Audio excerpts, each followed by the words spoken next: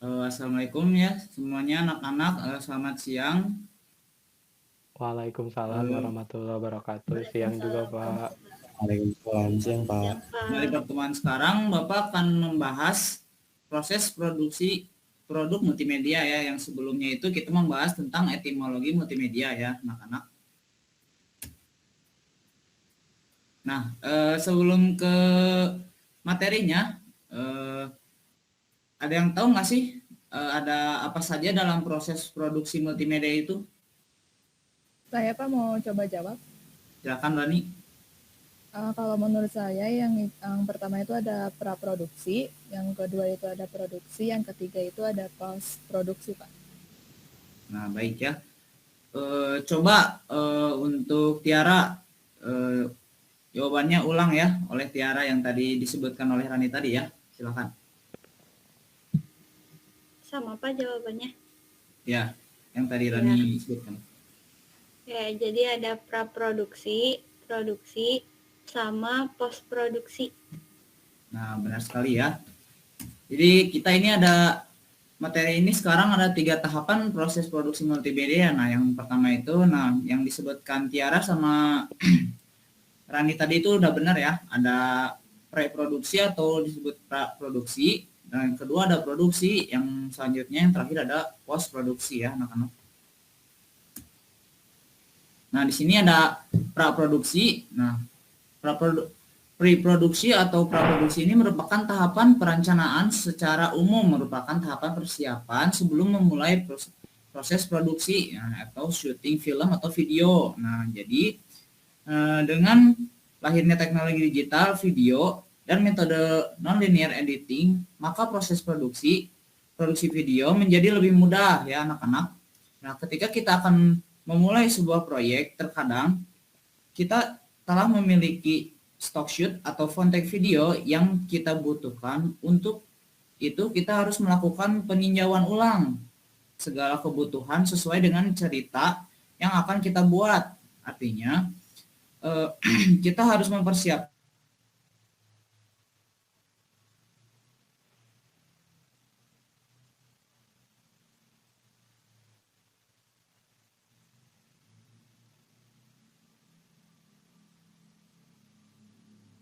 dapat berjalan sesuai konsep dan menghasilkan suatu karya digital video sesuai dengan yang diharapkan ya anak-anak.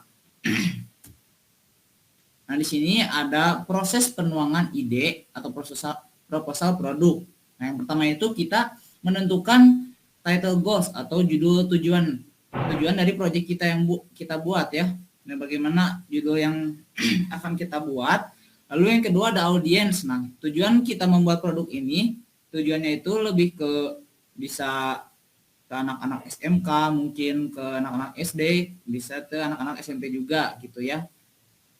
Menentukan prosesnya, pemirsanya gitu, audiensnya gitu, untuk kita tinjau gitu ke depannya. Nah, lalu di sini ada title genre, judul, jenis karya, marketing recruitments, atau penentuan pemasaran gitu. Nah, kita akan membuat diagram pemasaran gitu, dimana kita akan memberi iklan pada produksi kita untuk ke klien-klien nantinya gitu, untuk melihat produksi kita secara menyeluruh. Dan terus di sini ada budget parameters atau anggaran dana. Nah, di sini anggaran dana ini termasuk ke hal yang paling penting gitu ya anak-anak, dimana jika tidak ada uang semuanya tidak akan jalan gitu ya, karena uang itu bisa disebut segalanya gitu ya di dunia ini. Lalu selanjutnya ada schedule recruitment atau penentuan jadwal pelaksanaan. Nah gitu, jadi jadwal pelaksanaan ini menentukan gimana kita menjadwalkan setiap proyek yang akan kita buat dengan secara terstruktur gitu ya, secara rapi, kurang lebih seperti itu. Nah, di sini ada perencanaan produk juga. Yang pertama itu pembuatan storyboard atau konten garis, nah gitu. Menentukan lingkup proyek dan berapa banyak halaman suara dan animasi gitu. Jadi di sini gitu seperti ada tulisan yang terstruktur gitu, step by stepnya gitu, seperti misalnya di step pertama ada halaman tentang menceritakan misalnya animasi SpongeBob, terus suaranya seperti apa gitu, backsoundnya seperti apa gitu ya, dan lain-lain. Nah, selanjutnya ada tentukan aliran proyek, organisasi, dan navigasi. Lalu ada dari ini data informasi yang dibutuhkan untuk sisa rencana produk. Nah, yang kedua itu ada penganggaran ya, yang sudah tadi Bapak jelaskan. Penganggaran itu uang yang kita butuhkan gitu untuk melanjutkan proyek yang akan kita laksanakan gitu. Terus ada penjadwalan yang sudah Bapak tadi jelaskan juga. Terus ada aset manajemen dan juga pengujian gitu. Lalu ada dokumentasi. Nah, dokumentasi ini terdiri dari desain dan rencana produksi ya. Nah, desain ini mungkin seperti kita akan membuat poster periklanan dari produksi kita gitu ya. Lalu di sini ada tim. Nah, tim ini termasuk yang paling utama gitu dalam pembuatan produksi gitu.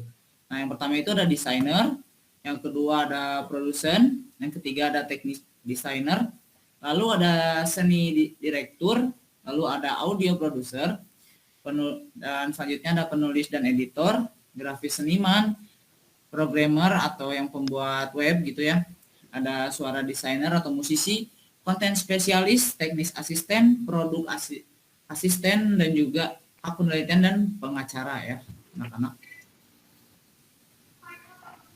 Lalu di sini ada proses kerja praproduksi gitu ya.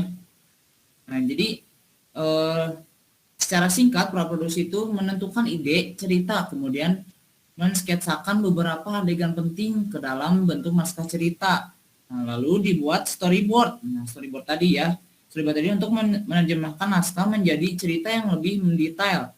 Dibuat karakter tokoh, background awal, lalu membuat keyframe. Test shot yaitu sebuah rangkaian pendek gambar di render dengan full color untuk memastikan sebelum proses cel animation sendiri dimulai. Dibutuhkan konsep cerita yang harus dibuat dalam bentuk narasi ya anak-anak. Nah, di sini ada beberapa elemen yang harus menjadi pertimbangan dalam praproduksi gitu ya. Yang pertama itu ada apakah tujuan dan pesan yang ingin disampaikan. Nah, jadi misalkan kita akan memproduksi sebuah barang makanan gitu ya. Misalnya makanan pedas. Nah, kita itu harus mengirim pesan kepada audiens itu bahwa informasinya itu makanannya itu pedas gitu ya. Bisa pedas, enak, lalu lezat gitu ya, seperti itu. Nah, yang kedua itu ada siapa pemirsa yang akan dituju gitu. Bisa itu yang tadi ya, anak-anak SD, anak-anak SMP, lalu bisa anak-anak SMA gitu, bisa aja bapak-bapak dan ibu-ibu gitu ya. Lalu apa keinginan klien gitu. Nah, bisa aja klien itu ingin merekomendasikan gitu apa yang mereka inginkan gitu. Misalnya mempromosikan produksi baju gitu ke dalam iklan kita gitu, kurang lebih seperti itu. Lalu ada yang keempat, apakah sarana yang menunjang untuk membuat proyek telah terpenuhi. Jadi sarana yang menunjang untuk pembuatan proyek ini sudah terpenuhi atau belum gitu, seperti barang-barang yang kita butuhkan, bisa itu kamera, audio, talent maupun makanan atau objek yang lainnya gitu ya. Yang kelima ada menginventarisir perangkat lunak yang dibutuhkan gitu. Nah, seperti komputer, nah yang kamera tadi ya, yang dibutuhkan dalam pembuatan misalnya iklan gitu. Lalu yang keenam ada menginventarisir orang yang terlibat serta pembagian job deskripsi gitu. Nah, seperti ada kameramen gitu ya, terus produser, desainer, talent gitu ya, yang termasuk seperti itu. Lalu yang ketujuh ada membuat schedule kerja. Yang kedelapan ada merencanakan biaya yang dibutuhkan ya. Tadi sudah beberapa kali dijelaskan. Lalu yang kesembilan ada merencanakan pendistribusian hasil kerja. Lalu yang terakhir ada mengupdate hasil kerja gitu ya. Itu yang paling penting, mengupdate hasil kerja masing-masing yang sudah dibagikan di dalam schedule produksi gitu ya. Nah, setelah penjelasan mengenai proses produksi multimedia tadi yang Bapak jelaskan, apakah ada yang mau bertanya, anak-anak?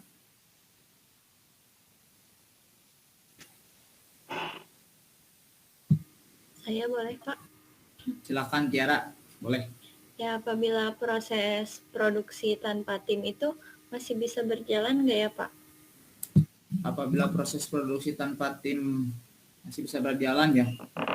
Nah, tim ini termasuk kebagian inti dan wajib ada gitu ya, anak-anak. Nah,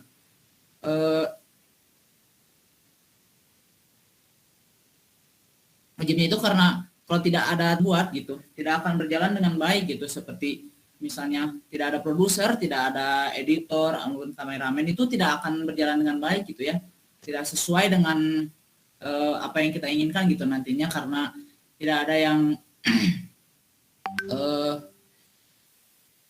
apa namanya itu ya, tidak ada yang mengerjakan hal itu gitu ya anak-anak. Nah, kurang lebih seperti itu ya.